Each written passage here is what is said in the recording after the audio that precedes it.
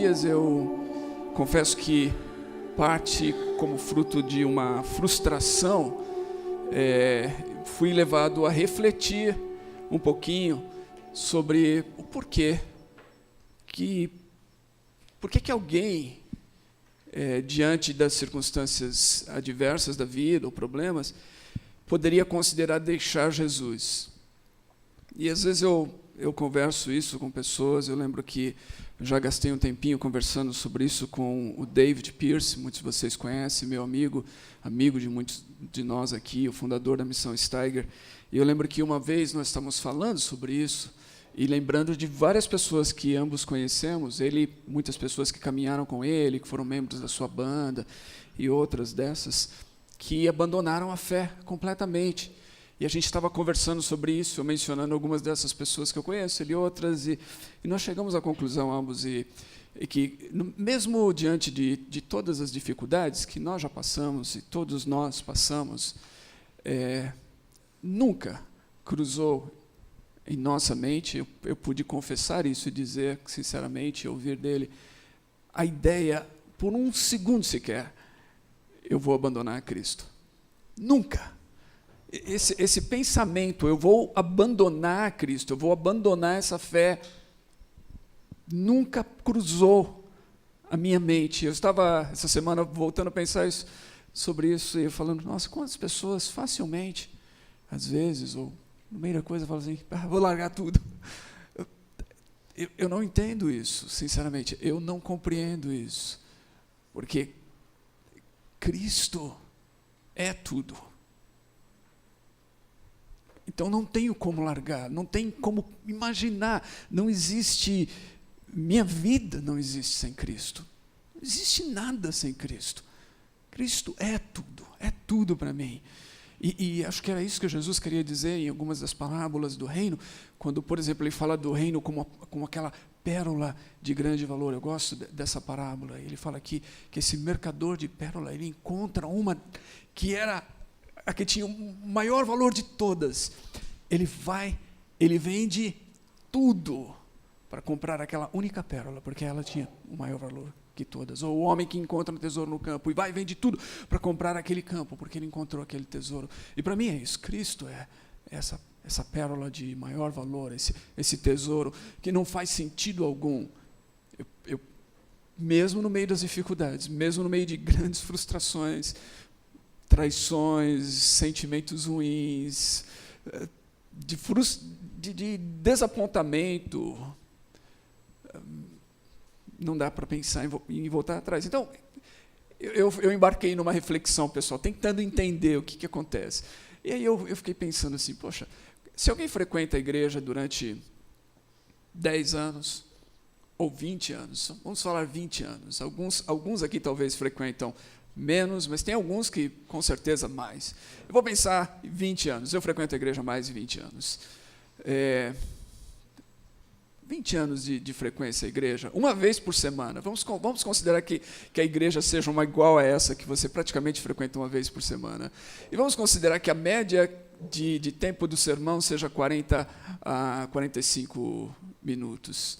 Mas se você frequentar a igreja uma vez por semana, durante 20 anos, você vai ter ouvido mais de 1000 sermões. Você vai ter ouvido mais de 40.000 minutos de sermões. É bastante tempo, fala a verdade. É bastante tempo, você ouviu bastante coisa. E aí eu fico pensando, como é que alguém pode frequentar a igreja, às vezes, tanto tempo? 10 anos, ou seja, 20 anos ou mais, e chegar um momento e falar assim, eu vou voltar atrás, depois de tudo aquilo que eu ouvi. Então, eu acho que eu tenho refletido, isso é um pensamento ainda em desenvolvimento, né? Mas eu tenho refletido e pensado assim, bom, a primeira coisa é que talvez só ouvir sermões não seja bastante. Porque muita gente ouve bastante, ouve durante anos, ouve, né, muitas horas, e, no entanto, parece que chega um momento que lá não fez diferença, porque a pessoa simplesmente volta atrás. Então, talvez só ouvir não seja o suficiente. Por isso, tudo isso para dizer que essa Lectio Divina é uma forma de você ir além do ouvir o sermão, ir além do ler as Escrituras. é de você realmente tentar se apropriar das Escrituras na sua vida. Bonhoeffer, quando ele dirigiu o seu seminário clandestino durante a Segunda Guerra Mundial, em que ele foi proibido de ensinar como teólogo, por não fazer parte da igreja que aderiu ao nazismo, ao partido de Hitler, social-democracia de Hitler. Ele formou, então, um seminário clandestino em Finkenwald, e uma das coisas que ele fazia com seus alunos, com seus estudantes, é que eles tinham que fazer a Lectio Divina. Ele era um teólogo, ele era brilhante, jovem brilhante, morreu com 39 anos, mas ele sabia que os seus alunos só seriam transformados pela palavra se eles se apropriassem da palavra. E mais do que transmitir a eles todo o conhecimento teológico que ele certamente tinha, ele queria que esses estudantes de teologia pudessem mergulhar na palavra e se relacionar com a palavra através dessa leitura orante. Então você tem aí um modelo, você leva para casa, você pode aplicar isso a qualquer texto. Você pode pegar qualquer texto da Escritura, pode ser uma passagem longa como essa, pode ser passagem curta, de alguns versos. Você pode fazer isso todos os dias da sua vida, se você quiser, ou pelo menos eu sugiro alguns dias durante a semana, pelo menos, de gastar um tempo com o texto, ler, faça essas perguntas em oração, responda, escreva num caderno, talvez. Escreva, tenha o hábito de escrever. Escreva, porque quando você escreve, você guarda mais, você retém mais. Inclusive, é curioso que eu estava ouvindo esses dias até, né? A gente vive na era da tecnologia e muitos de nós não escrevemos mais a caneta ou lápis ou qualquer coisa, não temos o hábito de escrever, a gente digita, né? Mas alguém estava dizendo que quando você escreve, em vez de digitar, você retém mais. Então, não é só digitar, eu vou digitar lá, não. Quando você escreve à mão, você retém mais. E tem pesquisas que dizem até algo interessante. Quando você escreve a lápis, você retém mais do que quando você escreve a caneta. Não sei porquê. Mas é isso que algumas das pesquisas estão dizendo. Quando você escreve a lápis, há uma retenção maior do que simplesmente escrever a caneta. Bom, então está aí uma sugestão para você se apropriar da palavra e não apenas ler a palavra. Esse capítulo 12 de Romanos, ele vem depois de uma longa exposição de Paulo, uma longa exposição doutrinária de Paulo, que começa lá no capítulo 1. E aí, Paulo vai gastar todos esses 11 capítulos que precedem fazendo essa exposição. E, basicamente, o que Paulo está dizendo, a gente poderia sintetizar o seguinte, que todos pecaram. Ele usa essa expressão exata, todos pecaram. Todos são pecadores. No capítulo 1, ele começa falando dos gentios, ou dos pagãos, daqueles que não conheciam a Deus. Ele vai dizer que eles trocaram a glória de Deus e a adoração ao Deus verdadeiro para a adoração de ídolos. E nessa troca que eles fizeram, rejeitando o Deus verdadeiro, a própria vida deles foi afetada de tal maneira que eles acabaram sendo entregues a uma vida de tremenda promiscuidade.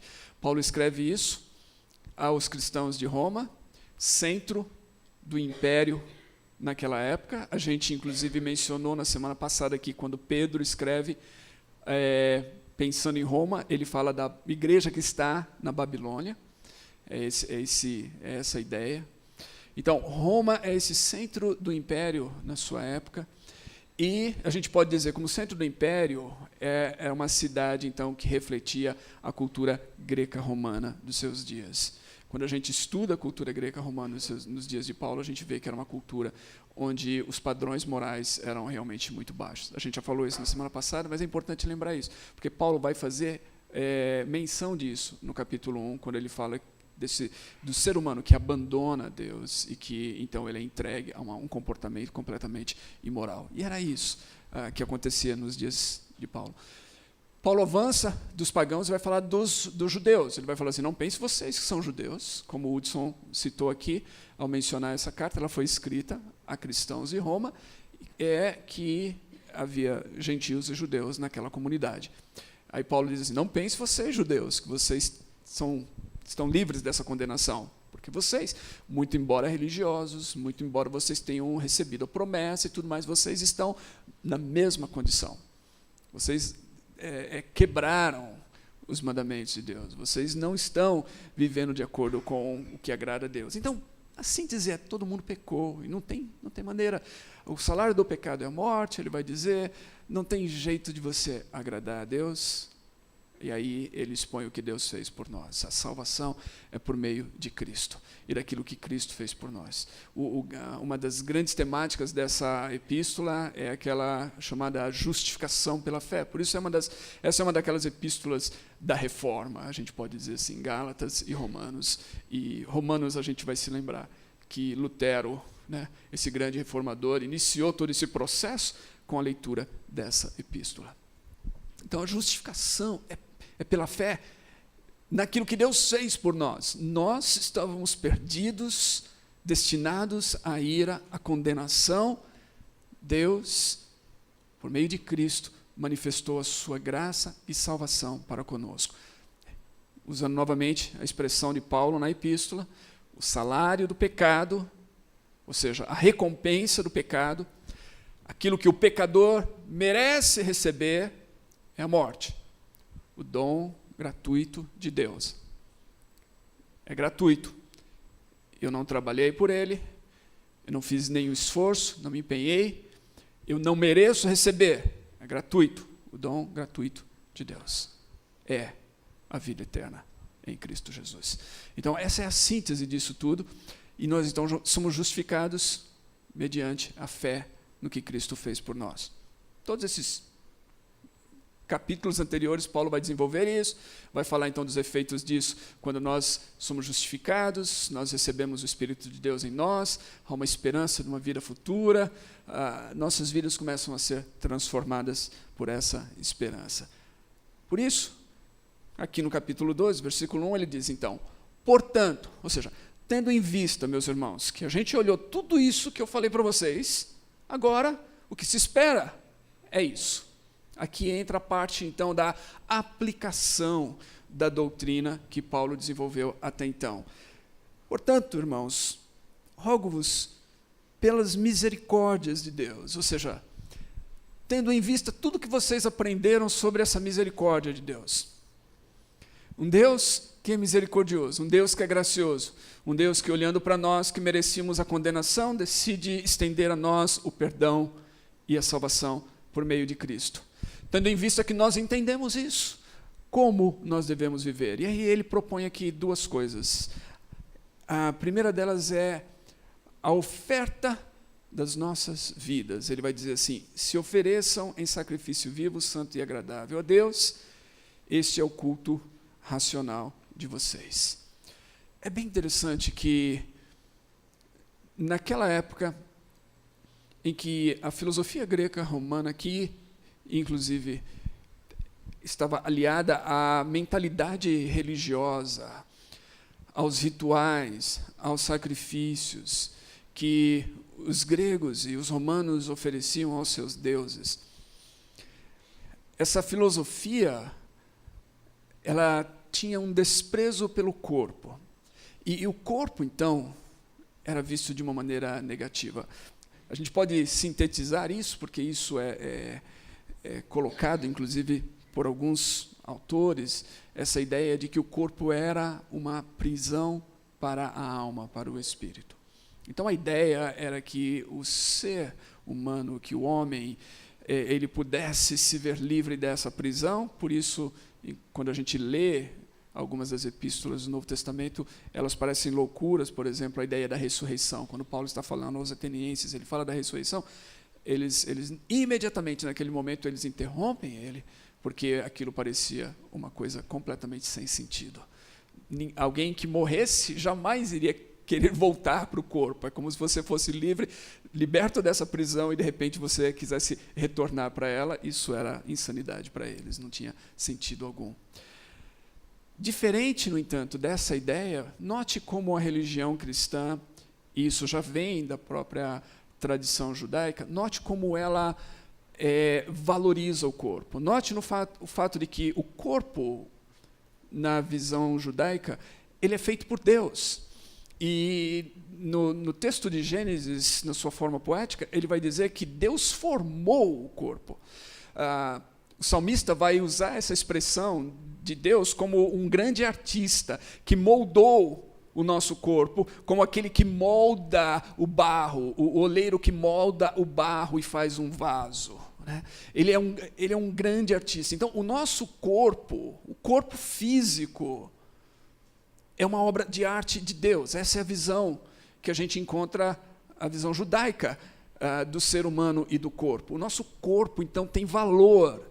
Ele não é alguma coisa simplesmente que está aqui como uma prisão do nosso espírito. Não, é algo que tem valor.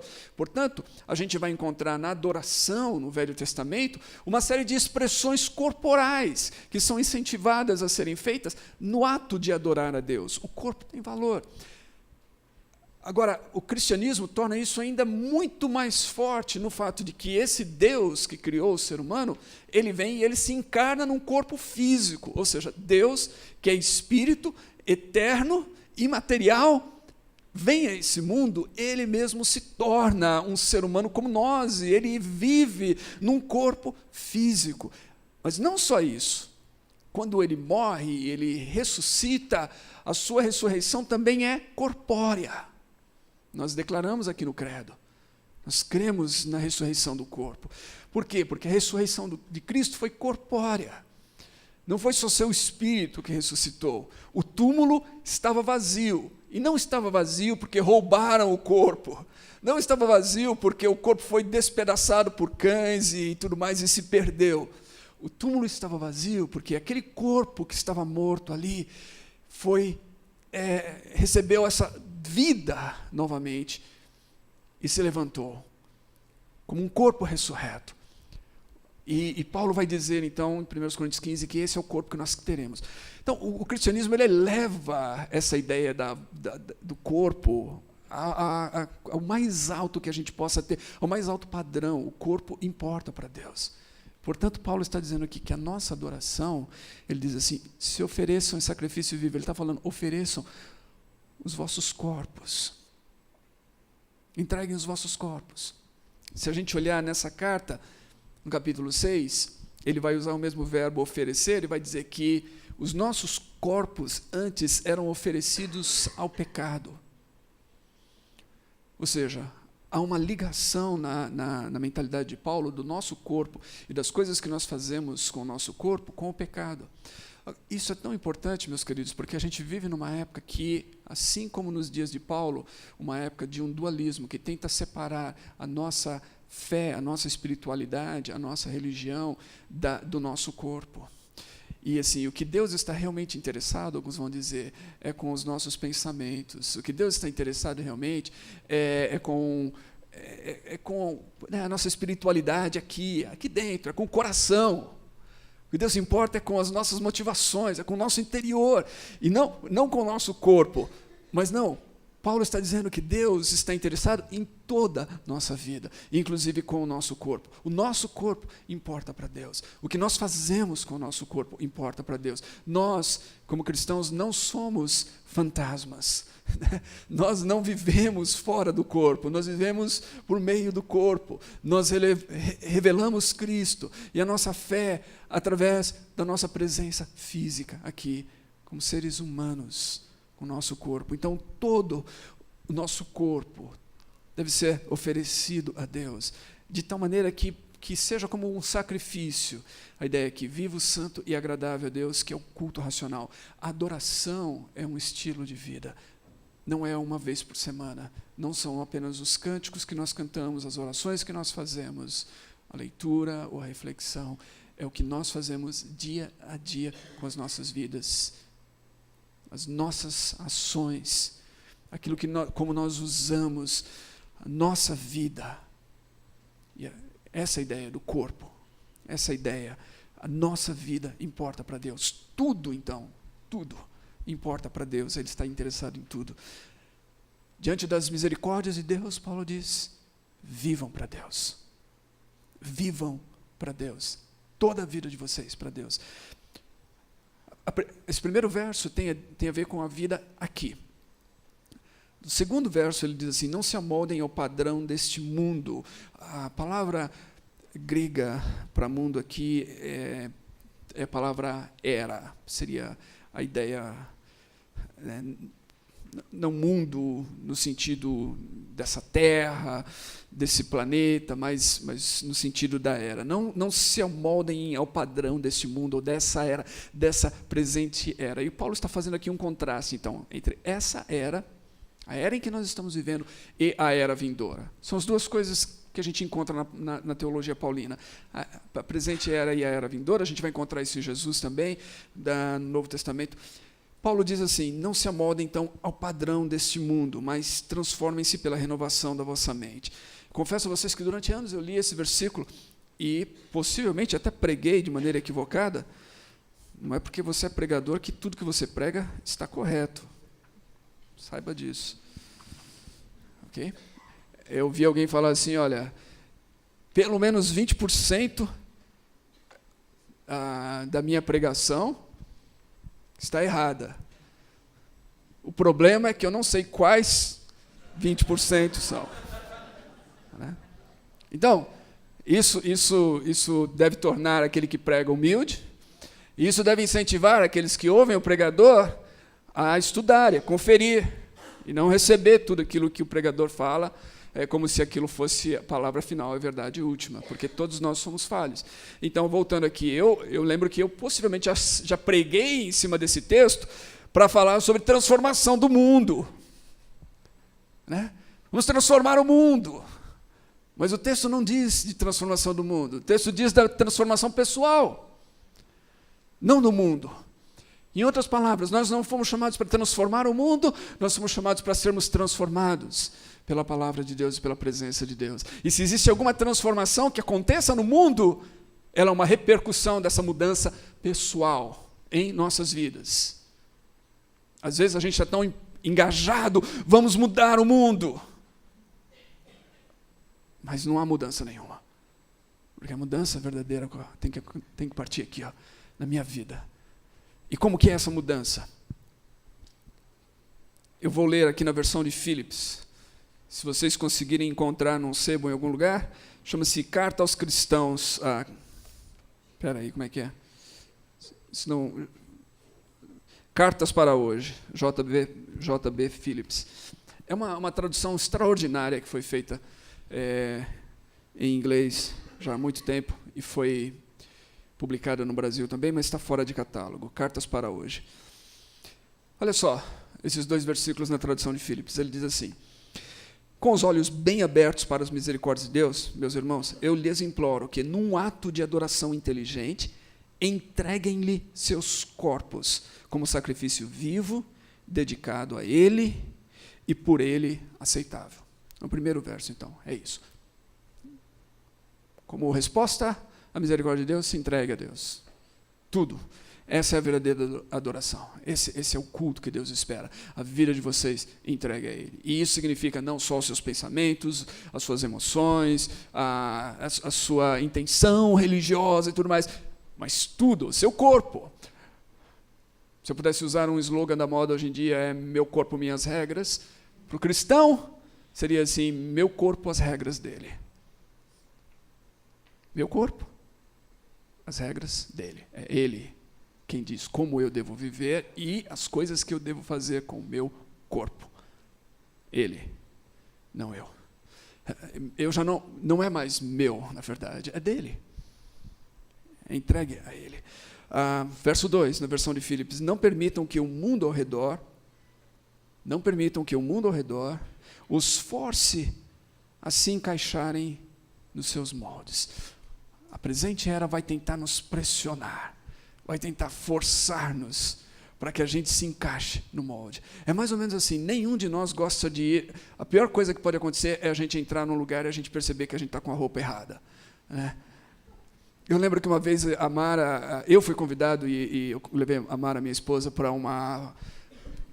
o convite se estendia à minha esposa, então eu falei com ela e a gente foi para um lançamento. Era o lançamento de uma Bíblia. E aí a editora me convidou, tá? Aí eu fui, tínhamos acabado, né? Eu estava aqui na igreja, a Mara acabou de sair do serviço e tudo mais. E aí a gente chega nesse lugar, nessa festa do lançamento da Bíblia, e a gente olha ao redor, e a gente olha para nós mesmos, e a gente fala, nós não nos encaixamos aqui, né? Por causa da nossa roupa. Estava todo mundo muito bem vestido. E eu estava do meu jeito mesmo, e a Mara um pouquinho melhor arrumada do que eu. Mas a gente estava completamente fora daquele negócio. A verdade é que a gente se sente mal quando a gente está num ambiente ou alguma coisa assim que a gente parece fora dali.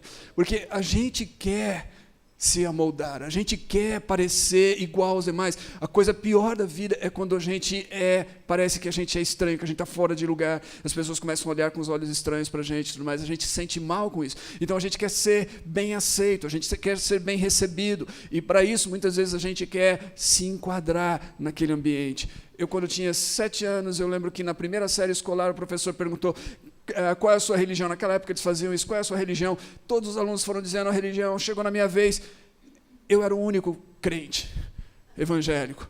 Eu lembro que eu olhei aquilo e falei, nossa, mano, isso daí é um negócio estranho, por que eu sou diferente de todo mundo? Eu não queria ser diferente de todo mundo, eu queria ser católico como todo mundo. Por que eu tinha que ser evangélico? Todo mundo era católico, eu sou evangélico. E aquilo era estranho para mim, porque eu não queria. É assim que a gente é. Então, o mundo faz uma pressão ao nosso redor, uma pressão para que a gente se amolde ao mundo. Portanto, a verdadeira resistência do cristão é não ser amoldado pelo mundo. É resistir a essa pressão, porque essa pressão é forte sobre todos nós. Nos nossos dias, ela tem diferentes formas, e muitas delas são intelectuais. Elas vêm a nós através da intelectualidade dos nossos dias, ou alguns diriam uma pseudo-intelectualidade, porque em alguns momentos, em alguns casos é realmente uma pseudo-intelectualidade. Mas vem a nós, tenta nos moldar, nos conformar. Não permitam que o mundo ao redor os force a se encaixarem nos seus moldes, mas deixem que Deus os recrie, de maneira que o estado mental de vocês seja completamente transformado. Em vez de receber esse molde do mundo, a gente deve permitir que Deus trabalhe na nossa mente, mude os nossos pensamentos, para que os nossos pensamentos reflitam os pensamentos dele. Para que, aí a outra parte, assim vocês demonstrarão na prática que a vontade de Deus é boa, aceitável a ele e perfeita. Para que a nossa vida reflita o quê? A vontade de Deus. E a vontade de Deus, meus queridos, quando Paulo está falando aqui, ele está falando da era vindoura. A vontade de Deus tem a ver com a era vindoura. Pai nosso que estás nos céus, seja feita a tua vontade, assim na terra como nos céus. Venha o teu reino. A vontade de Deus na terra não é feita de maneira perfeita, ela é feita nos céus. A vontade de Deus tem a ver com essa era vindoura, quando os céus vão invadir a terra. É isso que nós poderíamos dizer, quando os céus invadirem a terra, então a vontade de Deus será feita. Quando Paulo está falando da vontade de Deus aqui, ele está falando da era vindoura. É assim que a gente deve viver. A gente deve trazer para a nossa vida aqui, experimentar na nossa vida aqui, hoje, aquilo que Deus vai fazer na plenitude, no sentido de que agora a gente já começa a refletir na nossa vida essa vontade de Deus, que é boa, é aceitável a ele e é perfeita, né? Note, ela é boa, ela é perfeita, Deus é bom, Deus é perfeito, e ela é agradável. Confesso a vocês, muitas vezes eu li esse texto e falava assim, a vontade de Deus é agradável, não tem nada mais agradável do que a vontade de Deus. Não. Aqui não está falando que é agradável para nós, é agradável para Ele. Ok? É agradável para Deus. Ou seja, às vezes a vontade de Deus não é tão agradável, não parece tão agradável assim. É mais ou menos quando você toma um remédio, alguma coisa assim. Às vezes o remédio não é agradável, é amargo, é um negócio que é difícil de tomar. Às vezes o que Deus requer de nós, meus queridos, não é fácil. Mas é bom, é perfeito. Às vezes não é agradável. Às vezes a gente não entende agora. A gente só vai perceber os efeitos disso lá na frente. Então é isso que Paulo está dizendo. Assim deve ser a nossa vida. Essa é a verdadeira resistência que a gente deve ter. A gente deve rejeitar qualquer tentativa do mundo de separar a nossa fé da nossa conduta. de separar aquilo que é privado do público. Não, a minha fé com Deus se manifesta em toda a minha vida, em tudo que eu sou como ser vivente nesse mundo.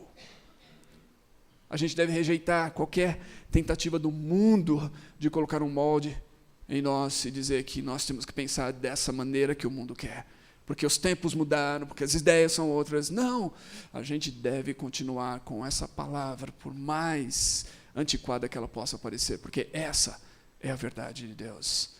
O mundo e a sua concupiscência, ou seja, os seus desejos, o seu padrão passa, a vontade de Deus permanece para sempre. Amém?